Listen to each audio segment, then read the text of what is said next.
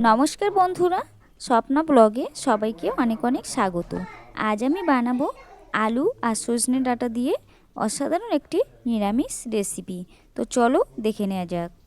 রেসিপিটি বানানোর জন্য আমি এখানে আলুগুলোকে সরু সরু করে কেটে নিয়েছি আর সজনে ডাঁটাগুলোকে কেটে নিয়েছি। এখন আমি এগুলো ধুয়ে পরিষ্কার করেও নিয়েছি। তো রেসিপিটি শুরু করার জন্য আমি এখানে কড়াই গরম করে দিয়ে দিয়েছি সাদা তেল। তোমরা চাইলে অবশ্যই এটা সর্ষে তেলে করতে পারো। তো আমি এখানে সাদা তেল দিয়ে দিয়েছি, একটু বেশি করে তেলটা দিয়েছি। তেলটা এখন একটু গরম করে নেব। তেলটা আমার গরম হয়ে গেছে। এখন আমি আলু আর সজনে ডাঁটাগুলোকে একটু হালকা করে ভেজে নেব। তোমরা চাইলে আলুটা আর ডাঁটাটা আলাদা করে ভেজে নিতে পারো, বা ডাঁটাটা না চাইলেও ভাজতে পারো। ডাঁটাটা ভেজে রান্না করলে বেশি টেস্টি হয়, কারণ ডাঁটাটার যে কাঁচা একটা গন্ধ থাকে, ভেজে নিলে গন্ধটা থাকে না। তো আমি দিয়ে দিলাম এখানে স্বাদ মতো লবণ। দিয়ে আমি এখন সব কিছু ভালো করে নাড়াচাড়া করে আমি একটু হালকা করে ভেজে নেব। তোমরা চাইলে অবশ্যই এই রেসিপিটার মধ্যে হলুদ ইউজ করতে পারো। আমাদের বাড়িতে এই মুহূর্তে হলুদ খাওয়া হচ্ছে না একটা কারণের জন্য, তো সেই জন্য আমি হলুদ দিচ্ছি না। তোমরা অবশ্যই এর মধ্যে হলুদ দিয়ে ভেজে নেবে। তো লাল লাল করে আমি একটু ভেজে নিচ্ছি।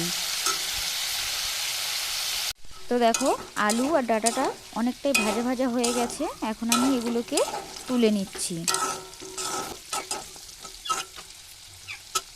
আলু আর ডাঁটাটা ভাজার পরে তেল অনেকটা পরিমাণেই থেকে গেছে। তো এই তেলের মধ্যেই আমি এখন একটা দিয়ে দিচ্ছি শুকনো লঙ্কা, দিয়ে দিচ্ছি সামান্য কালো জিরে, দিয়ে একটু নাড়াচাড়া করে নিচ্ছি।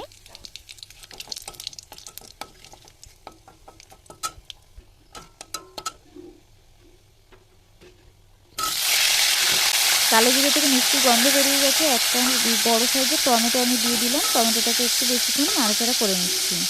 টমেটোটা প্রায় আমি 2-3 মিনিট মতো নাড়াচাড়া করে নিয়েছি। টমেটোটা প্রায় অনেকটাই নরম হয়ে গেছে। এখন আমি এর মধ্যে দিয়ে দিচ্ছি 1 চামচ মতো জিরে গুঁড়ো। তোমরা হলুদ গুঁড়ো দিলে অবশ্যই হলুদ গুঁড়ো দিয়ে দেবে। এরপর আমি এর মধ্যে দিয়ে দিচ্ছি সর্ষে, পোস্ত, আর আমি এখানে কাঁচা লঙ্কা শুকনো লঙ্কা মিলিয়ে একসাথে পেস্ট করে নিয়েছি, সেটাকে দিয়ে দিচ্ছি। দিয়ে ভালো করে একটু সামান্য জল দিয়ে আমি এটাকে কষিয়ে নেব। সজনে ডাঁটার এই নিরামিষ রেসিপিটা থাকলে গরম ভাতের সাথে খেতে দারুণ লাগে। তোমরা একবার এইভাবে ট্রাই করো। আর আমার চ্যানেলে যারা নতুন তারা অবশ্যই চ্যানেলটা সাবস্ক্রাইব করে পাশে থেকো। আর যারা অবশ্যই সাবস্ক্রাইব করেছো তাদেরকে অসংখ্য অসংখ্য ধন্যবাদ। তো পুরো ভিডিওটা সবাই দেখতে থাকো, আশা করছি সবার খুব ভালো লাগবে। তো দেখো মশলাটা আমার কষানো হয়ে গেছে, মশলা থেকে পুরো তেল ছেড়ে দিয়েছে। আর যেহেতু এটা সর্ষে দেওয়া রয়েছে তো বেশিক্ষণ কষানো যাবে না, আর একটু সর্ষেটা তাহলে তিতো হয়ে যাবে। তো এখন আমি ভেজে রাখা আলু আর ডাঁটাটাকে দিয়ে দিচ্ছি। দিয়ে বেশ কিছুক্ষণ আমি ভালো করে আরও কষিয়ে নেব।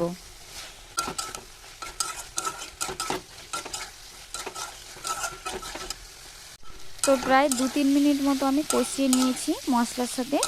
এখন আমার এটা কষানো রেডি হয়ে গেছে। এখন আমি এর মধ্যে দিয়ে দেব সামান্য জল। আমি এখানে তার আগে দিয়ে দিচ্ছি 1 চামচ মতো এখানে চিনি দিয়ে দেব।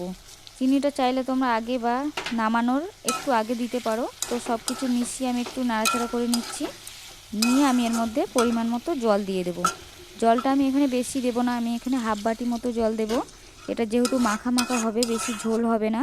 তো হাফ বাটি জল দিয়ে আমি এটাকে ঢাকা দিয়ে প্রায় 10 থেকে 12 মিনিট মতো আমি রান্না করে নেব।